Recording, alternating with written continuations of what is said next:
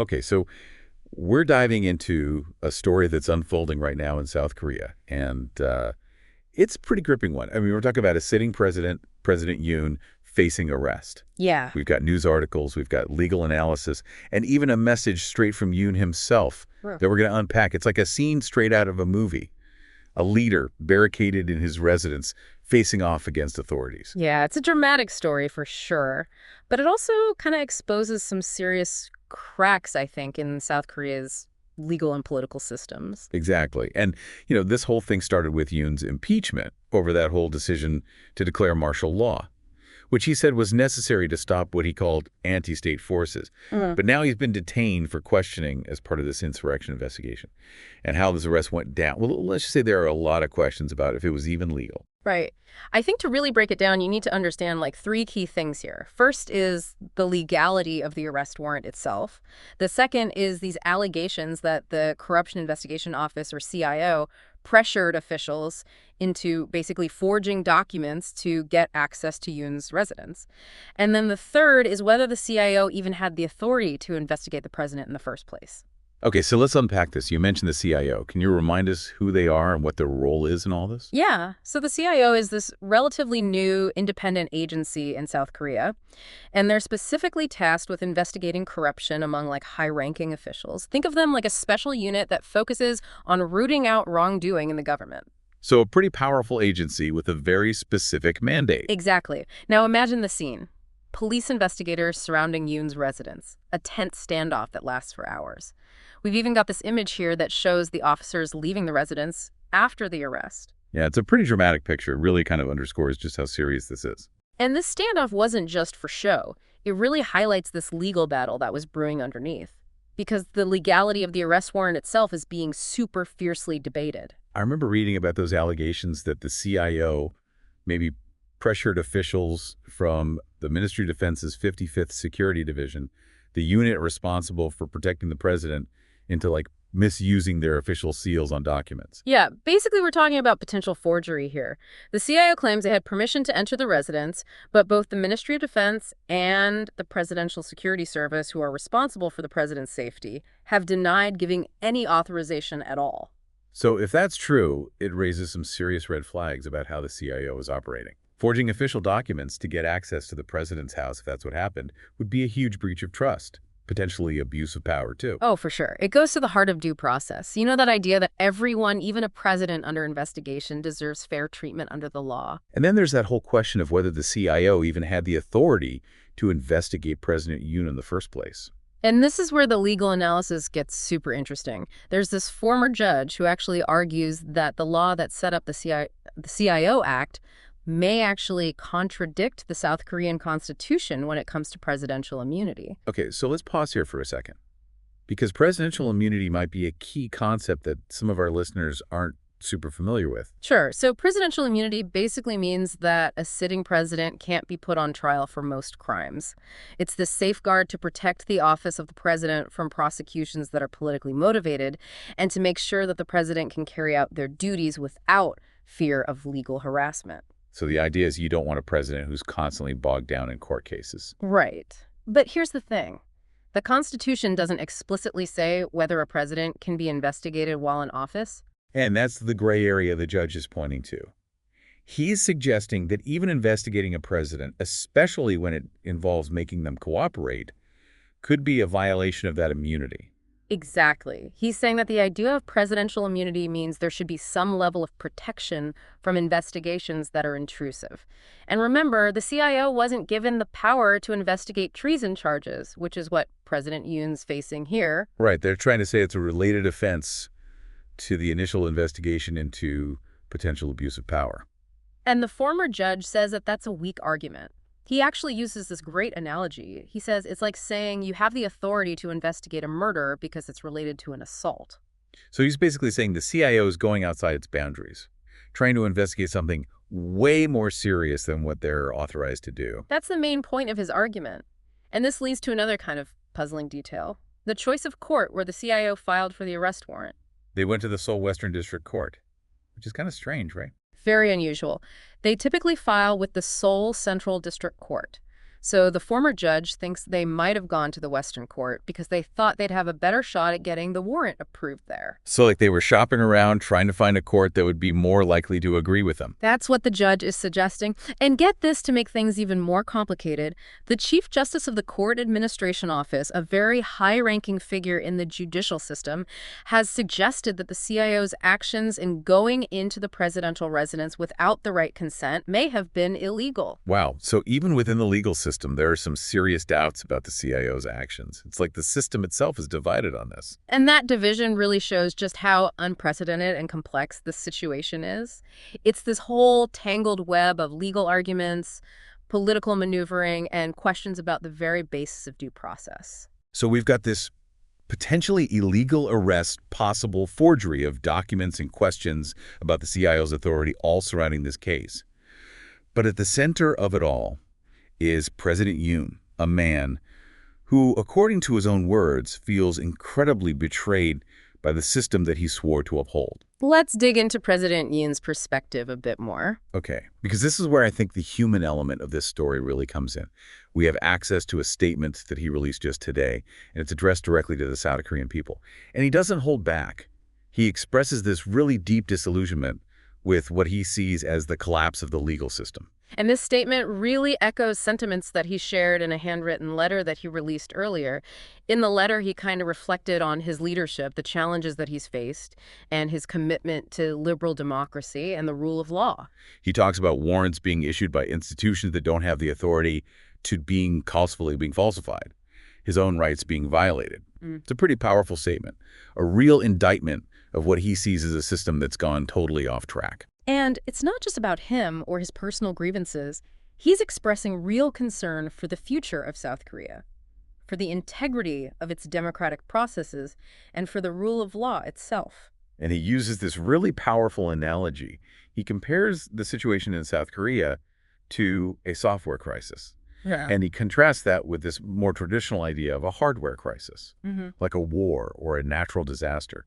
What do you make of that analogy? I think it's a really brilliant way to capture what he's getting at. He's not talking about those obvious threats, like tanks and missiles. He's talking about this corruption of ideas, this manipulation of information, and the subversion of those democratic processes. He's basically saying that these unseen threats are just as dangerous as any external military threat. And he sees himself as being on the front lines of this, fighting to protect South Korea from these dangerous forces. That's definitely the story he's telling, a leader facing down these powerful and corrupt forces that are trying to undermine the country's foundations. So it's not just a legal battle, it's a battle for the soul of South Korea. Yeah, exactly. And that's what makes this whole thing so fascinating. This clash of ideologies, a power struggle, a legal battle with incredibly high stakes, and this window into the heart and mind of a leader facing a challenge unlike anything that's come before. We've covered a lot of ground, but there's still a lot more to discuss. So let's take a closer look at the specific legal arguments that former judge raised, because those really get to the heart of whether this arrest was actually justified, whether the CIO overstepped its bounds, and if, in the end, justice was served. That former judge's analysis really breaks down the nuances of presidential immunity and the CIO's authority. He makes it clear that the South Korean Constitution gives the president immunity from being prosecuted while in office. But there are exceptions for things like treason or insurrection. Right, so that means President Yoon can't be put on trial for most crimes while he's still president. But does that mean he can't even be investigated? That's kind of the gray area, and that's where this whole legal debate really gets interesting. While the Constitution doesn't actually come right out and say if a president can be investigated, the judge argues that, the idea of presidential immunity suggests that investigations that force the president to participate should be off limits. So even making the president answer questions could be seen as breaking that immunity, according to this judge. That's what he's saying. And he points out that the CIO wasn't specifically given the authority to investigate treason charges, and that's what President Yoon's facing here. Right. They're trying to use that related offense thing, saying their treason investigation is connected to their investigation into abuse of power. And the judge uses this really good analogy to show why that argument doesn't really work. He compares it to investigating a murder just because it's related to an assault.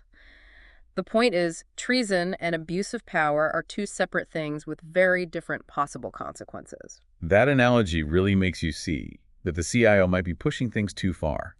trying to investigate something much more serious than they're allowed to. Exactly. It's like they're trying to make their power bigger without actually having the legal grounds to do it. And then there's that weird detail about why the CIO chose to file for the arrest warrant at the Seoul Western District Court. They normally go to the central court. Oh, right. So this choice raises some questions. The judge thinks maybe they went to the Western Court because they thought it'd be more likely to say yes to the warrant. So, like, they were looking for a court that would be on their side. That's what it seems like. And remember, we also have the Chief Justice of the Court Administration Office who's worried that the CIO might have broken the law by going into the president's home without permission. So even within the legal system, people are wondering if the CIO messed up. It's like the system itself is arguing about this. Yeah. And that just shows how complicated and unusual this case is. Even the judges have different ideas about the law and how it works in this situation. Okay, but let's say that the warrant is okay. Does that mean those claims about forgery and pressure involving the 55th Security Division just go away? Not at all. The judge says even if the warrant itself is fine, the way they got permission for the arrest could still be wrong. So it's like having a search warrant that's technically legal, but then the evidence they find gets thrown out because the police lied to get the warrant. A good comparison. It's about how things are done. Those actions that might have been illegal before the warrant could mess up the whole investigation. So even if President Yoon is arrested and charged, these claims about the CIO acting badly could really affect the case later. They could even stop the whole investigation. Absolutely. If it turns out the CIO faked documents or forced people to do things, their credibility is shot. They could even face legal trouble themselves. We've talked a lot about the legal stuff, but let's not forget about President Yoon. His statement to the people and his handwritten letter give us a look at what he's thinking during this crazy time. He feels betrayed and let down by the system he promised to support. He talks about warrants being given without the right authority documents being faked and his own rights being ignored. It's a strong message. Like, he's saying the whole system is broken. And it's not just about him complaining. He's seriously worried about what will happen to South Korea about their democracy and if the rule of law will survive. He keeps using that software crisis idea to describe the situation in South Korea. That's a metaphor that really gets at the threats to the country. It's not about war or physical danger, but about something much sneakier: corruption of ideas, playing with information, and messing with their democracy from the inside. He's saying these threats are as bad as any attack from another country. Maybe even worse, because it can destroy a nation slowly by making people not trust institutions, dividing people, and breaking down society. So for President Yoon, this arrest and everything that's happening isn't just about him. It's about South Korea's future and the ideas he thinks are being attacked. Exactly. And that's what makes this so interesting. It's about different beliefs, a fight for power, a legal battle with huge consequences, and a glimpse into what a leader is going through in this crazy situation. Okay, so we've looked at the legal stuff, the political moves, and the emotions involved in this whole thing. It's a story that's not over yet, and there aren't any easy answers. But that's what we do here, right? We challenge what people think. We look at things from different angles and give you the info to decide for yourself. So as this story keeps going, remember what we talked about today. The legal problems, the political side of things, and the people at the center of it all. Keep asking questions, find different viewpoints, and talk about the future of South Korea and what makes a fair and democratic society. Because in the end, what happens to South Korea isn't just up to the leaders. It's up to the people. Okay, so let's go back a bit before the arrest and dig into President Yoon's handwritten letter, the one he wrote during his impeachment. It gives us a look at what he was thinking and feeling during that whole political mess. Yeah, it's actually really thoughtful for a leader who a lot of people see as tough and stubborn. You can tell he's thinking hard about what he has to do and the choices he's made. He says he didn't really understand how huge the presidency was until after he was impeached. Like, maybe being busy with the job every day kept him from really getting how important it all was. Yeah, it's kind of sad, but it shows you just how heavy being a leader is. He even admits he might not have always listened as well as he could have to what people needed and what they were worried about. You don't see that very often. Someone admitting they could have done better, especially when people think they never changed their mind. Yeah. But at the same time, he's still defending his belief in democracy and following the law. Right. Those are like the main things for him, for a fair and free society. And he's sticking to those ideas, even if it means he might be removed from office and arrested. It's like those beliefs are what's keeping him going, even with all that pressure. That's how his letter feels. It's not about holding on to power. It's about fighting for those values that he thinks are super important for South Korea's future. He's also really worried about how those values are being weakened in South Korea. He talks about the rise of what he calls anti-state forces, the possibility of election rigging, and people from outside trying to mess with the country. He's basically saying, hey, wake up. These are serious problems. He wants people to see those dangers and protect the ideas that make their democracy work. And he uses that software crisis idea again to describe those threats. That metaphor is really smart. He's talking about something way more sneaky than regular wars or attacks. It's about twisting people's thinking, messing with information, and breaking down democracy from the inside. He's saying this software crisis is just as bad as any threat from outside. Maybe even worse, because it can rot a country from within, making people lose trust in important things, dividing people, and breaking apart society. So he sees this arrest, this whole thing, as bigger than himself. It's about what will happen to South Korea and the ideas he thinks are being attacked. And that's what makes this story so gripping. It's about different ways of thinking, a battle for power, a legal fight with big consequences, and a look into what a leader goes through when things get really tough. We've gone through a lot of information, the legal stuff, the politics, and the emotions involved in all of this. And the story's not over yet. There are still a lot of questions without answers. But that's what a deep dive is all about, right? We question what people think, we look at things in new ways, and we give you the information so you can decide what you think. So as this story keeps going, remember what we talked about today. The problems with the law, the political side of things, and the people at the center of all of this. Keep asking questions, keep looking for different opinions, and keep talking about what will happen to South Korea and what it means to have a fair and free society. Because what happens next in South Korea isn't just up to the leaders, it's up to all the people too.